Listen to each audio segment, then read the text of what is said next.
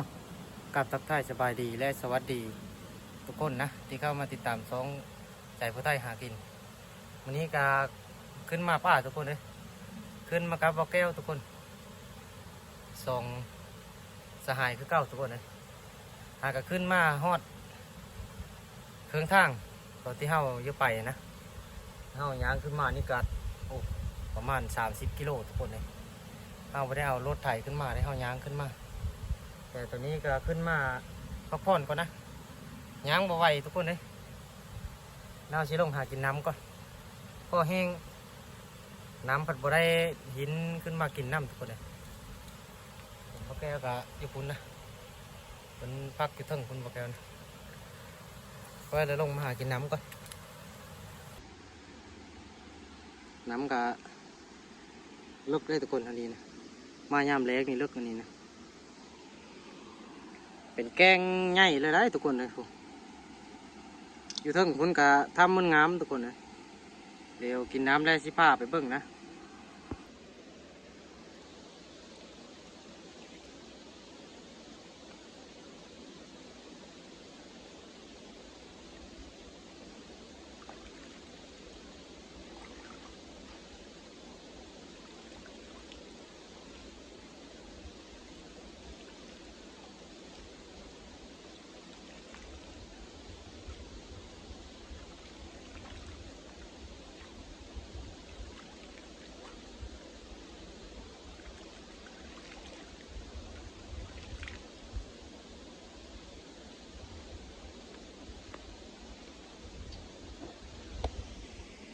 บรรยากาศก็บอนนี้ก็ถือว่ามาตั้งแคมป์นี่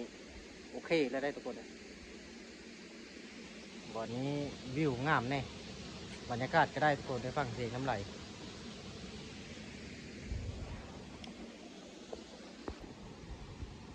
ทุกคนในบ่อแก้วก็ลงมาตั้งน้ำทุกคนได้ลงมาพักผ่อนสบายดี FC พอใจ มากับ2 คนนะทุกคนเลย เอาไว้กินน้ำทุกคน มาแวะลงมาหากินน้ำนี่ทุกคนเลยเอายางขึ้นมากันหลายกิโลแล้วเนาะก็จิมาฮอดไม่ได้เอารถขึ้นมาเดี๋ยวรถขึ้นมาซ้ำทุกคนวันนี้นะขึ้นมากะบอกเยอะรถขึ้นมากะ2 คนเนาะยันรถข้าแล้วกะปั๊มกันไหวได้2 คนนะยางขึ้นมาเบิ้งไม่ได้เอารถขึ้นมาทุกคนเลยยันขึ้นมา2 คนแล้วยันมาบรอดทุกคนเลยทางนาป๊อดคือเห็นน้ำคลิปที่มันมาแหละทุกคนเลยทั้งปั๊มทั้งชุกทั้งโย่ทุกคนเลยไปเดี๋ยวนี้ก็เข้ากับที่ผ้ามาเบิ้งกันทำมันงามนะทุกคนเขาเรื่องลือว่าทำมันงามแต่เข้ากับเคยเห็นนะแต่ที่ผ้ามาเบิ้งนะผ้าทุกคนมาเบิ้งว่าทำมันงามแหละทุกคน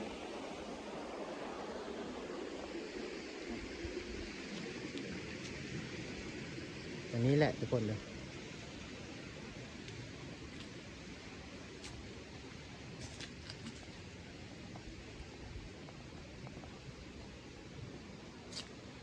ขออนุญาตถ่ายคลิปหน่อยเด้อบ่ได้มาลบหลู่เด้อ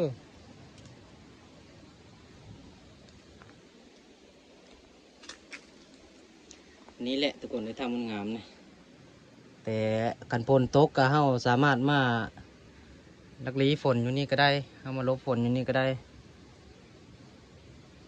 แต่ชาวบ้านเขาเอิ้นว่าทำมันงามนะ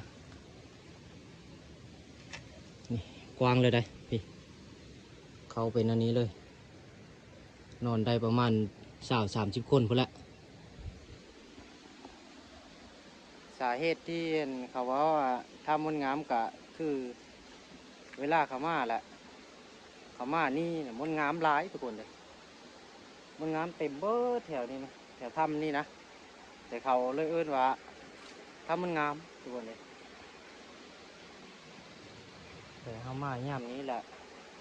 มันก็เห็นอยู่เห็นกับบหลายทุกคนเลยแต่ปีก่อนๆนะค่อยมานะมันงามเต็มเบิดเลยแถวที่หินนี่นะมีแต่มันงามทุกคนเลย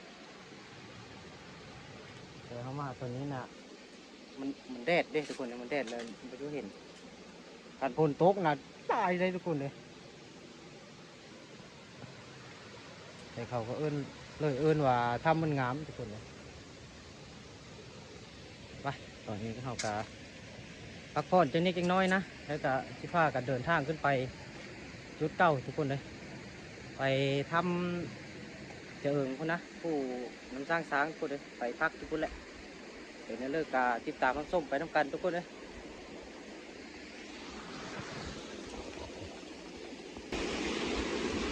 นี่ทุกคนตอนนี้ก็เป็นถ้ำนะเป็นถ้ำคือกันทุกคนเลยนี่สามารถลักลีผลได้เลยกันย่ามพายุเข้านะบ่ต้องมาลักลีอยู่นี่ทุกคนน้ำมาเลยมันจิโทมมาเลยแถวนี้นะแต่ถ้ามาย่ามนี้นะกัดฝนบ่ตกนะสามารถว่านอนอยู่นี่ก็ได้แต่มันเป็นถ้ำใหญ่เลยได้สายน้ำลงคุณแหละเป็นแกงนะแกงใหญ่เลยทุกคนเลย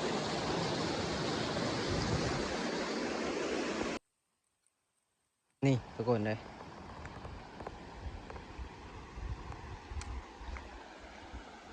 ใครมันอยู่ใกล้บ้านเนี่ยโอ้ยเฮ็ดอันเต่งนั่งชมวิวบรรยากาศได้งามๆเลยแหละทุกคนเนี่ยมันเป็นแกงใหญ่น้ำไหลนั่นเองนะนี่เป็นแกงใหญ่นะ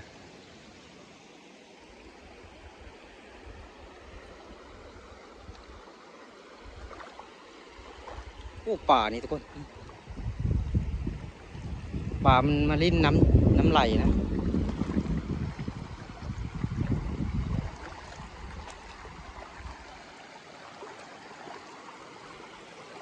บรรยากาศเย็นๆเลย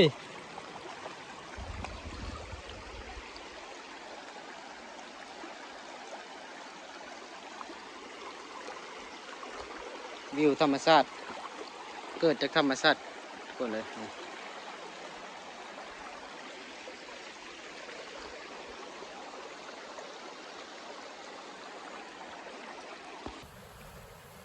อ่ะทุกคนเลยตอนนี้เฮากับพักผ่อนพอดีเมื่อยแล้วนะแต่เฮากับชิเดินทางขึ้นต่อขึ้นไปพุ่นแหละทุกคนเลยจุดหมายเก้าพุ่นแหละทำเจิงทุกคนเลยตอนนี้ก็กำลังชิเดินทางขึ้นไปทุกคนติดตามส้มไปเลยทุกคนเลยว่าจิมานพน้ำวันนี้นะขึ้นมาครับสองสหายทุกคนเลยไปกันเลยทุกคนเลยตอนนี้ก็ย้างมายังเหิงเติมนะยังบ่ทันได้ขึ้นผู้สมคนเลยมากใครแน่แต่มันโหมเอาบ่ได้แค่ไปเลยก่อนแก้วกับยางก่อนเลย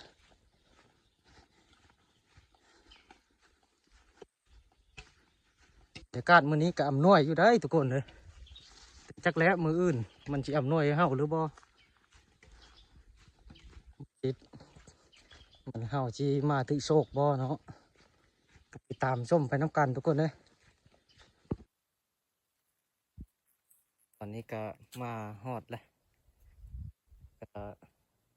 ขึ้นมากับมีคนอยู่นะเขาเจ้าไปหาควายเลยครับหาควายชุกคนนี้นะ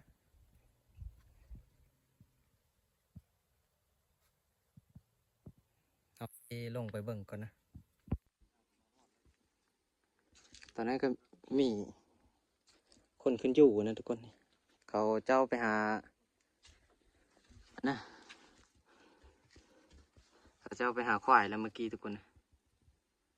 ครับโอ้เขาได้กระเหาะนี่โอ้เขาได้กระเหาะนะเขาเจ้าก็ออกไปหาควายเลยทุกคนเลยแต่ว่าน่าจะประมาณ2-3 คนแต่กลุ่มนึงเขาไปหายิงเลยแต่เขาตอนนี้นะ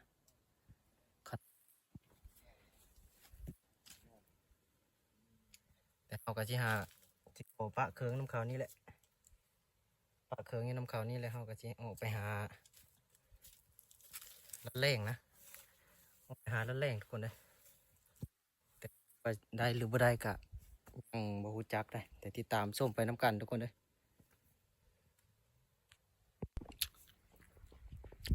มาทุกคนกินข้าวน้ำกันมากะพอดีพบเขาเจ้าไปหาควายนะแต่เพราะว่ามีกล้วยกระไนนั่นนี่ รเดอร์ก็เลยเอามากินเฮากะไปหาแรงเก้าเลยทุกคนนะ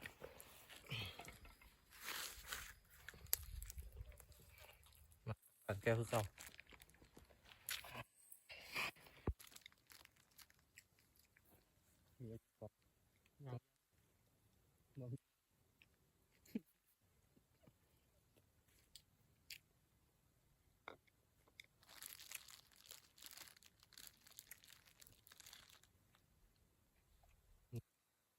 เป็นห่าน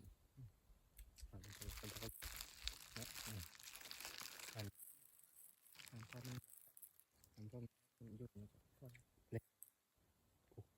พอแล้วเร็วเดี๋ยวใหญ่ ได้เลย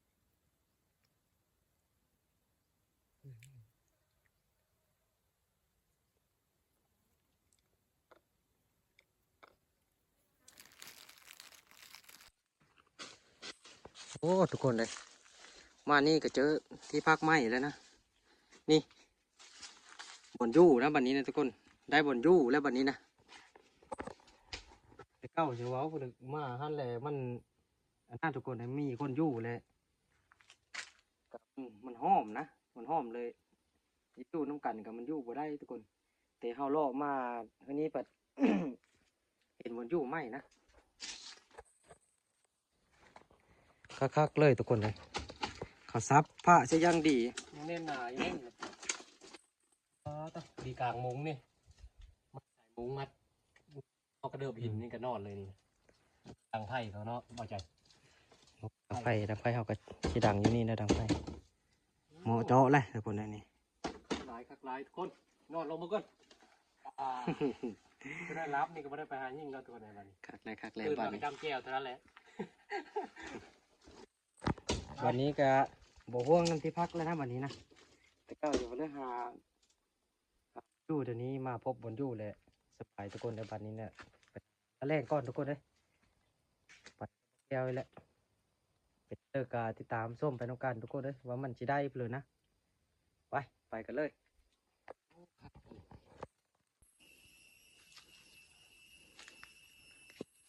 เอาชิโร่นี่ขึ้นไปนะทุกคนโลตีนผู้นี่นะขึ้นผู้นี่ไปนะทุกคนขึ้นผู้ขึ้นพุ้นเลย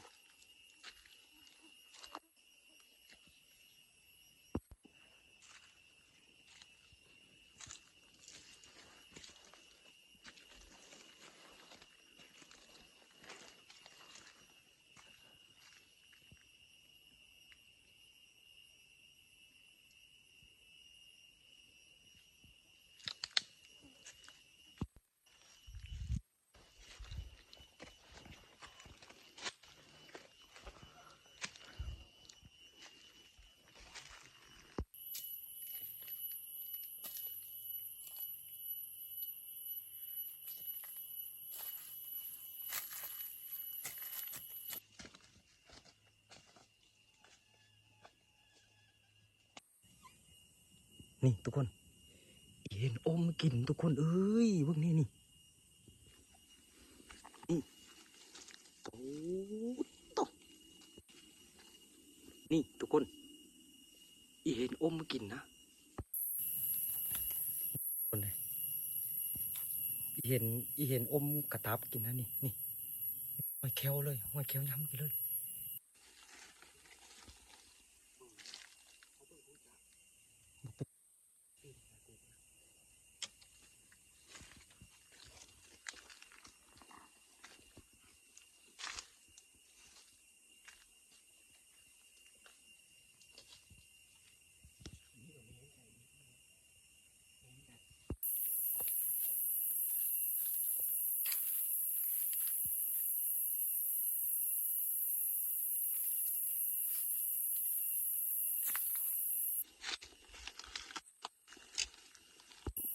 มาอ่อมมานี่ทุกคนมาอ่อมอย่างนี้ก็เป็นวะฮะ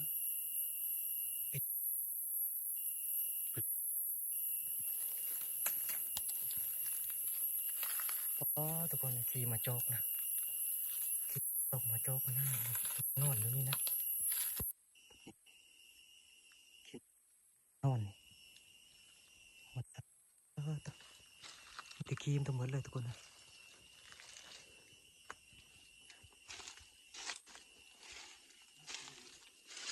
ห้อยไปเลยนี่เลย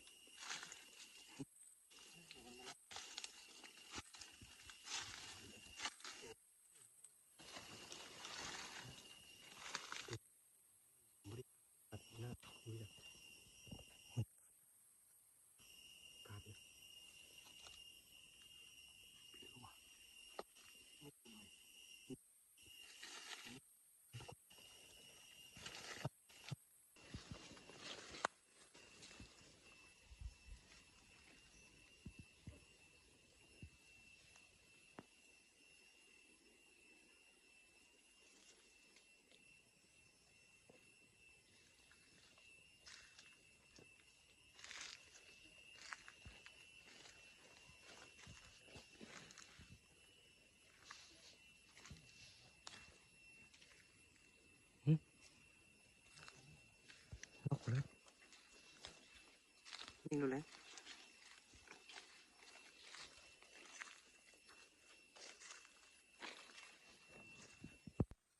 ยิงแล้วทุกคนยิงแล้วได้ยิงแล้วปุ๊กเลยนะไปเลยไปเลยไปเลยไปเลยไปเลยไปเลยปุ๊บปุ๊บปุ๊บปุ๊บออกไปเลยเฮ็ดโอ้โห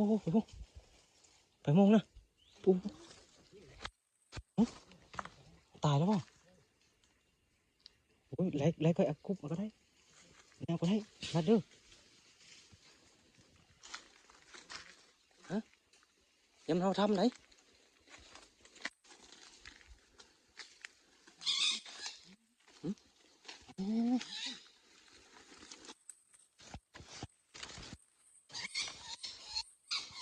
คุบไหมคุบไหมเรียบร้อยแล้วทุกคนเลยพวกบอกแก้วไหลคุบอยู่เนอะคุณนะกัดกาดจีทุกคนเลยเดี๋ยวเจอเบิ้งนะเรียบร้อยแล้วทุกคนนกมันสไลด์นะทุกคนนกสไลด์ทุกคนเลยเรียบร้อยแล้วเก็บไปหนึ่งแต้มทุกคนเก็บไปหนึ่งแต้มนะทุกคนจัดใส่ตกเป๊ะทุกคนเลยฟาดชักกระไหมเลยตกเป๊ะลงมาถ้าบินเฮ้ยบอกแก้วยิ่งนะบอกแก้วบ่เห็นทุกคนเลยกดเอ็ดตกเป๊ะโหลดทุกคนได้ไปหากระต้มต้มไปน้ำกันทุกคนลุกไปน้ำกันอีกว่ามันสิได้เพื่อนนะหาแตงมื้อนี้นะเอาสิเดี๋ยวลงก่อนเลยลง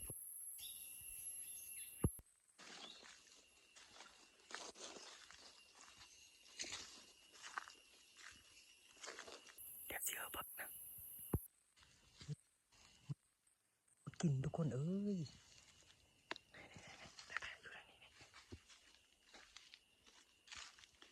มันน่าดูกินนะ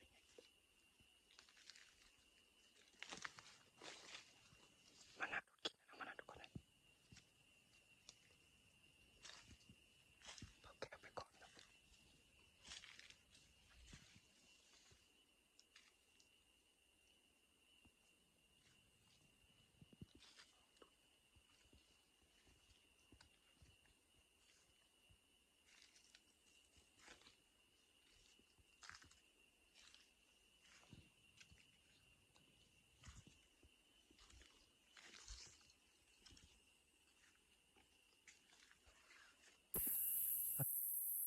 แก้วยิง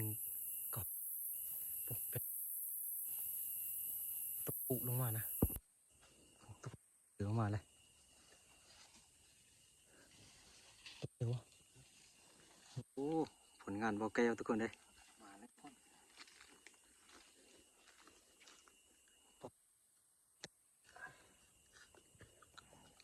ตรงง่ายเลยทุกคนเลยบอกแก้วเฮ็ดละตัดไป2 แต้มตัดเล่งนะทุกคนเรียบร้อยนะ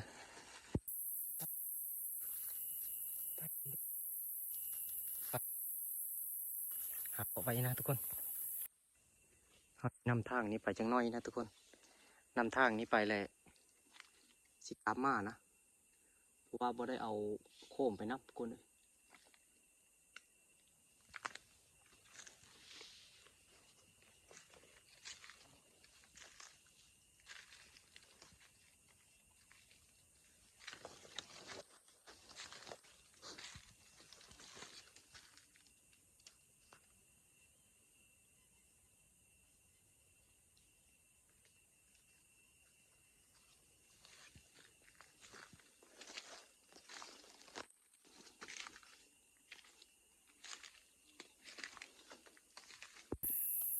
เดี๋ยวเอาอีกแล้วทุกคนเลย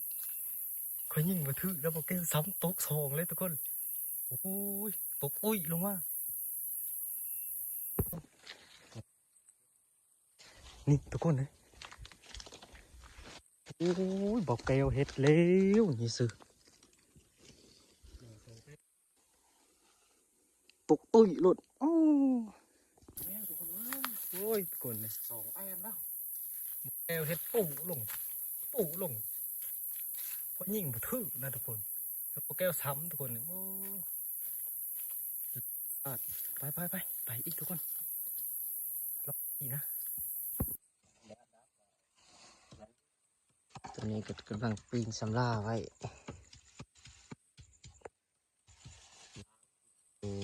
กำลังออกนะออกปี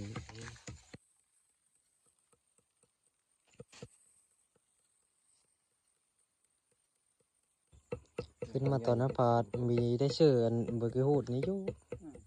มันก็หอมไปแนวนึง แหวนอะไรชื่อในหอมไปในนึงได้พักได้ หอมแล้วก็ดับขึ้นข้าวได้ดี นะกินข้าวได้ดีได้ตัวมากเลย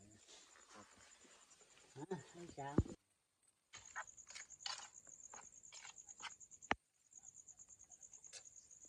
หอมไปเลยซอยเรียบร้อย